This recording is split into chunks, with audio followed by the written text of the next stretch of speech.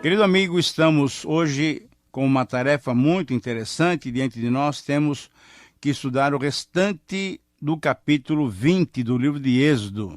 Capítulo 20 que se destaca normalmente quando nós falamos sobre ele como o capítulo dos 10 mandamentos. Mas temos também diante de nós os versículos 18 a 26 para estudá-lo hoje e também todo o capítulo 21 com seus 36 versículos. Então, é um texto longo, mas ele é de muita importância, pois refletiremos sobre alguns tópicos. Aliste eles, se você assim o desejar.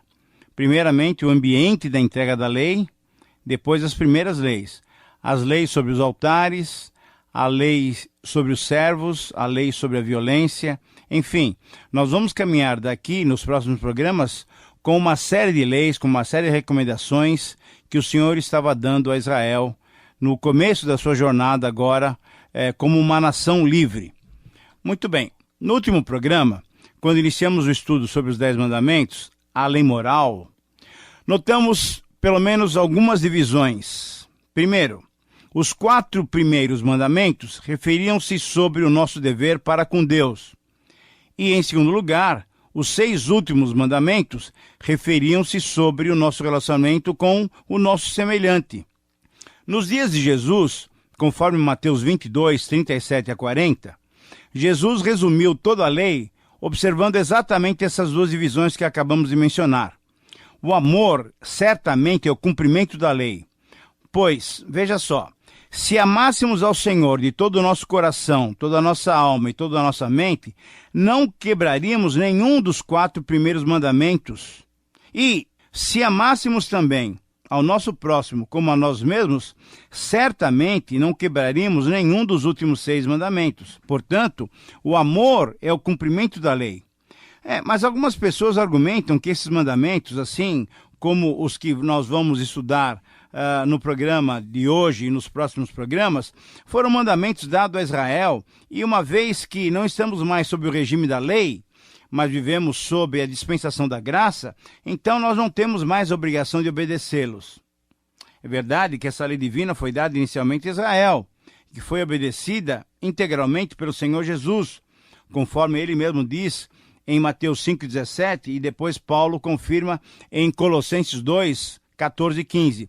Mas é verdade também que cada um desses mandamentos, exceto o 4º mandamento, todos eles foram confirmados no Novo Testamento.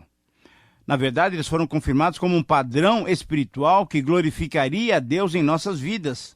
Portanto, porque esses mandamentos, veja só, revelam o caráter divino, nós precisamos entender a necessidade que temos de andar segundo esses princípios.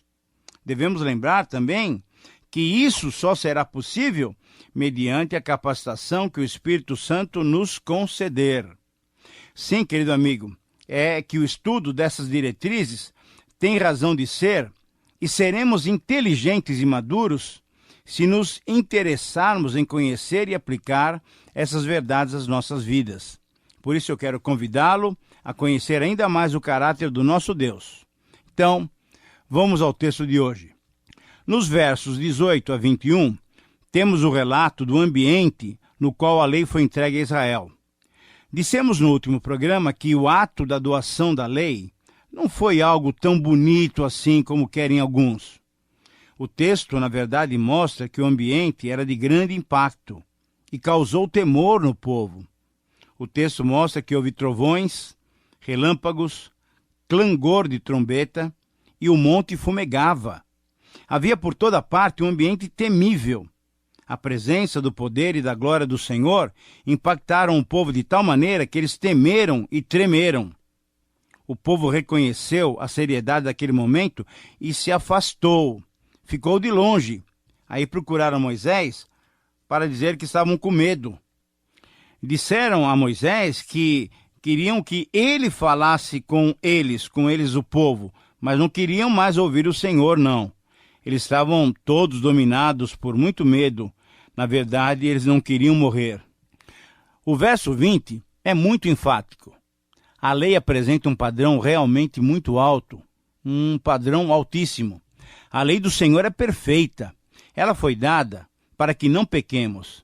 Ela exige a perfeição e nós pecadores, nós não temos condições de satisfazer essa exigência da lei. Muitos estão procurando outras maneiras para serem salvos.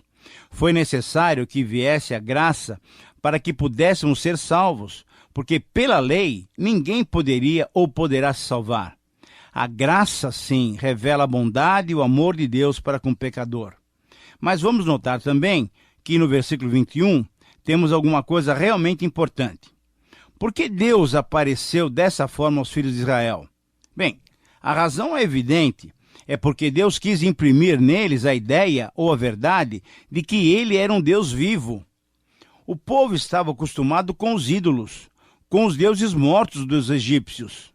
Deus então se revelou aos israelitas como Deus vivo, como Deus único e verdadeiro. Moisés, como interlocutor entre Deus e o povo, porém, ele se chegou à nuvem onde estava Deus. Veja só. Querido amigo, agora eu quero que você me acompanhe na leitura de João 1:17. Porque a lei foi dada por intermédio de Moisés. A graça e a verdade vieram por meio de Jesus Cristo.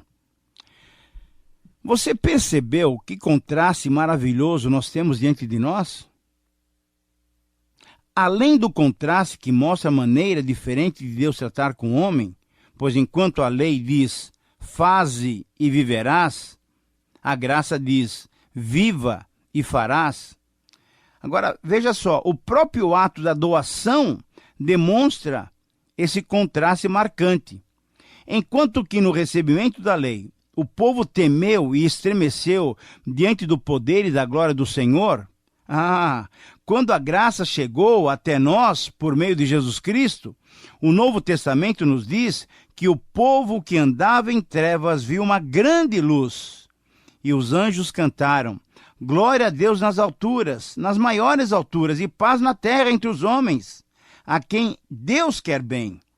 Querido amigo, você consegue perceber que a lei veio causando temor e tremor, mas a graça, quando veio através de um bebê envolto em panos, despertou louvores, alegria e gratidão? Você tem usufruído dessa graça divina em sua vida? Você tem vivido pela graça? Mas a graça que se manifestou ainda mais poderosa e graciosa, quando ouvimos ainda sobre cada um de nós as palavras doces e especiais do Senhor Jesus.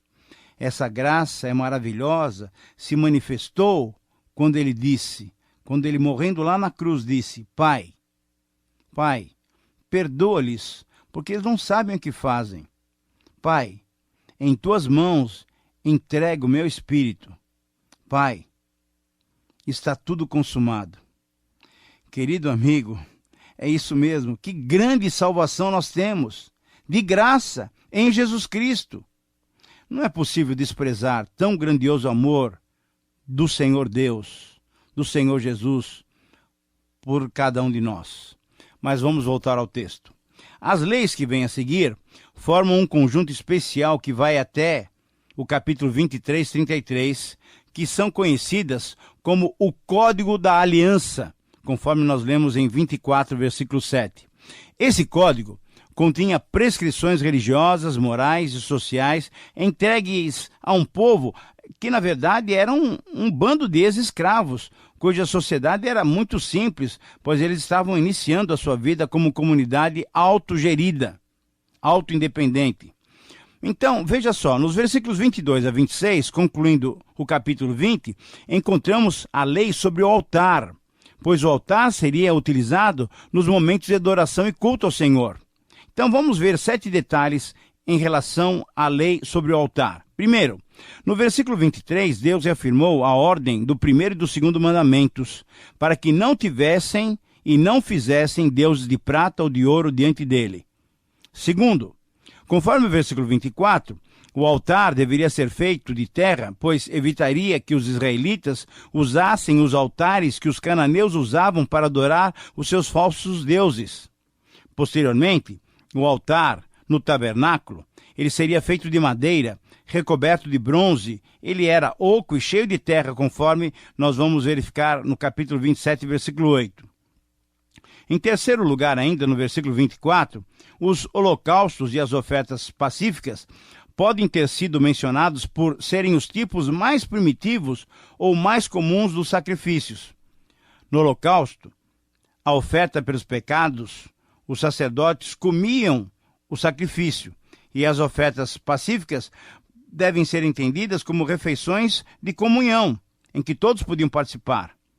Em quarto lugar, ainda no versículo 24, o altar seria móvel, pois em todo lugar o nome de Deus seria celebrado onde ele quisesse, onde ele dirigisse, para onde ele dirigisse o povo. Em quinto lugar, ainda no versículo 24, a promessa da bênção e da presença divina foi garantida por Deus ao seu povo. Em sexto lugar, no versículo 25, as pedras do altar deveriam ser naturais e não lavradas. Por quê?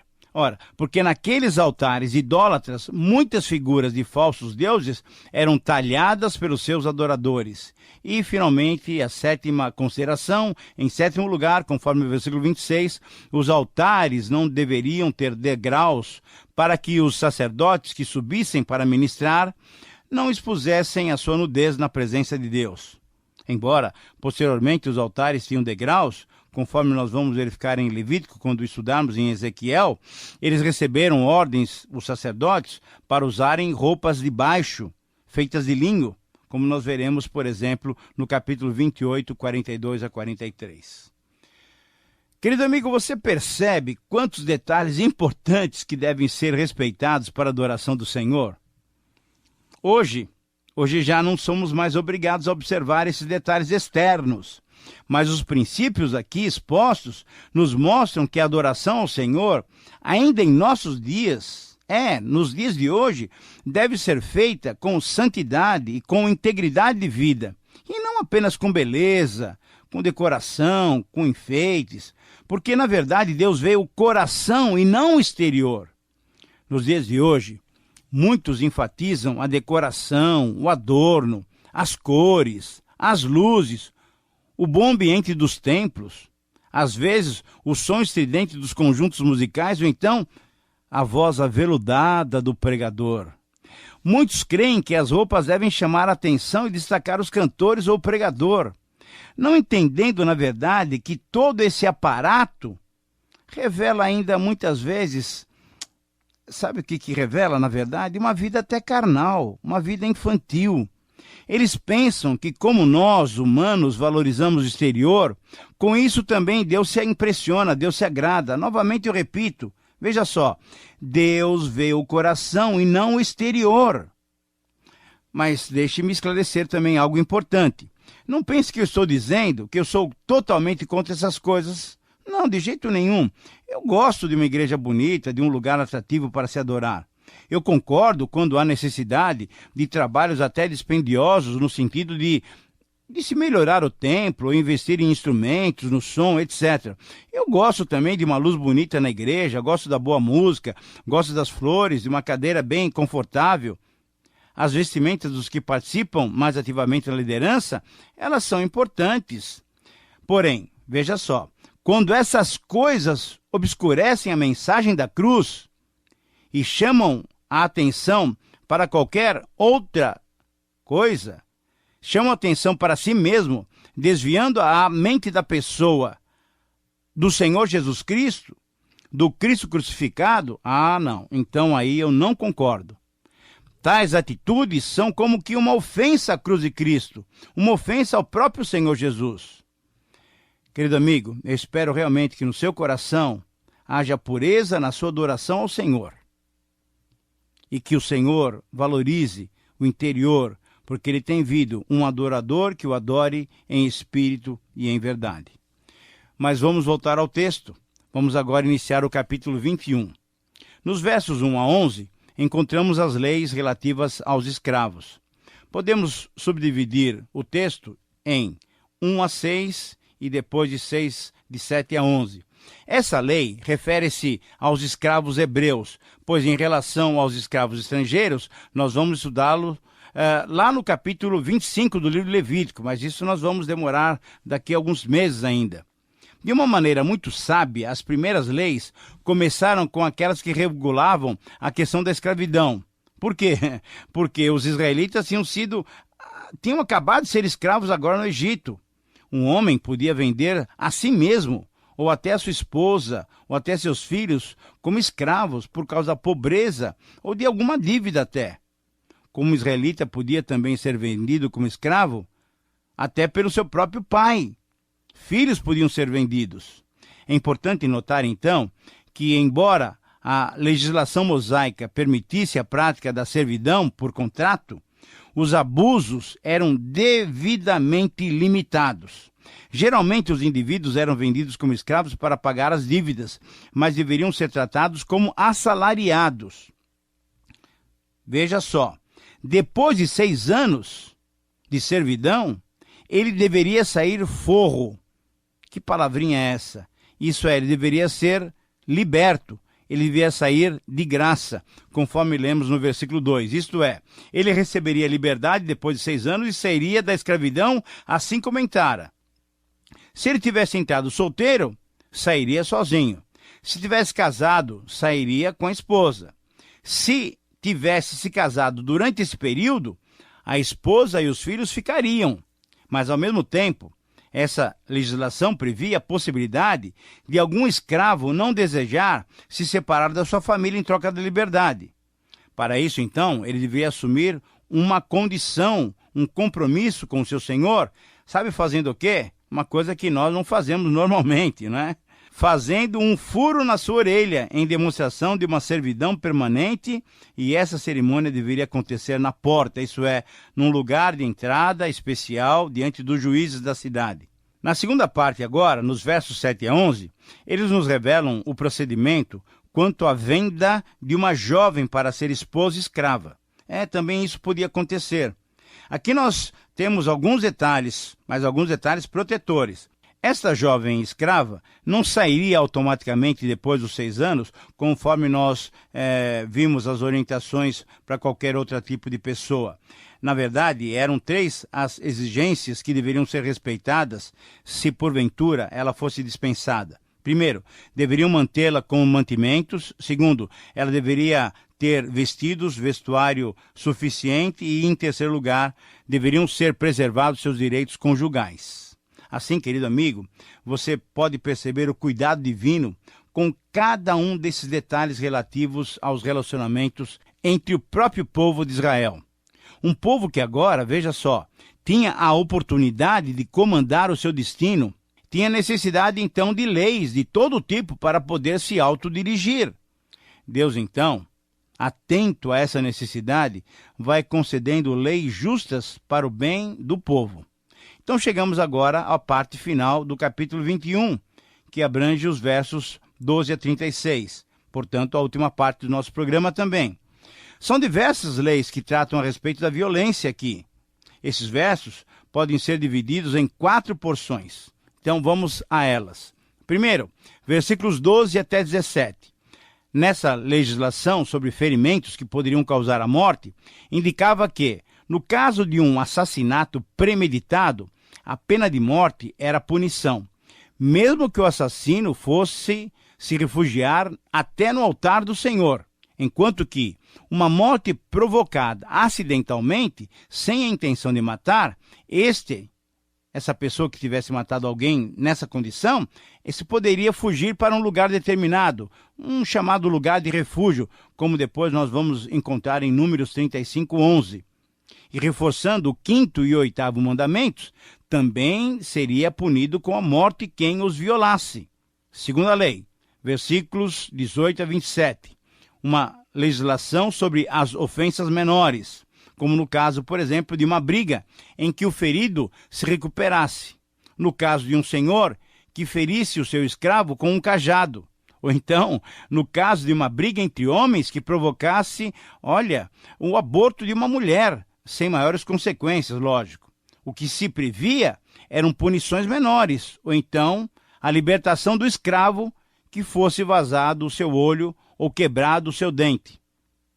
Entretanto, se num desses casos o agressor provocasse a morte do agredido, aí sim haveria punição, de olho por olho, dente por dente, mão por mão, pé por pé, queimadura por queimadura, ferimento por ferimento, golpe por golpe e vida por vida. Sim, a justiça deveria ser praticada. Em terceiro lugar, nos versículos 28 a 32, havia também a legislação sobre os ferimentos causados por animais. Se ocorresse algo ocasional, o animal deveria ser morto. O ferido seria recompensado financeiramente, mas o dono do animal seria absolvido. Se o dono do animal sabia antecipadamente da violência desse animal, tanto o animal como seu dono seriam mortos, pois o dono não tomou providências para impedir a violência daquele animal. E agora, finalmente, os versículos 33 a 36. Então, havia a legislação sobre os ferimentos causados nos animais. Se alguém deixasse uma cova aberta provocando ferimento aos animais, ou se um animal ferisse o outro, sem que o dono do agressor tivesse tomado providências, os prejuízos deveriam ser reparados. A justiça tinha que ser estabelecida em todos os detalhes. Era um povo que estava começando a estruturar a sua vida. O pagamento justo pela morte ou pelo ferimento de um animal poderia significar a diferença entre a vida e a morte de um fazendeiro israelita. E assim chegamos ao final do texto. Veja só, querido amigo, que todo esse texto que estudamos, uma figura muito clara podemos guardar, podemos entender. Agradecendo, na verdade, o amor de Cristo por todos nós. Nós sabemos que Jesus veio ao mundo e se deu a si mesmo pelos nossos pecados. Ele morreu na cruz pelos nossos pecados. Na verdade, ele podia escapar da cruz, porém, livremente ele veio à terra, tornou-se servo obediente até a morte e morte de cruz. Agora, o Senhor Jesus cumpriu cada detalhe da lei. Então, assim como um servo que furava a orelha por amor ao seu Senhor e à família que tinha constituído, Jesus, cumprindo toda a lei, se deixou ferir, deu a sua vida por nós, e o seu sangue foi derramado em obediência ao seu Pai, e por amor a você e a mim, a família que ele constituiu, uma família espiritual, a qual pertencem, na verdade, todos nós, os que pela fé gratuitamente aceitam o seu sacrifício. Que Deus abençoe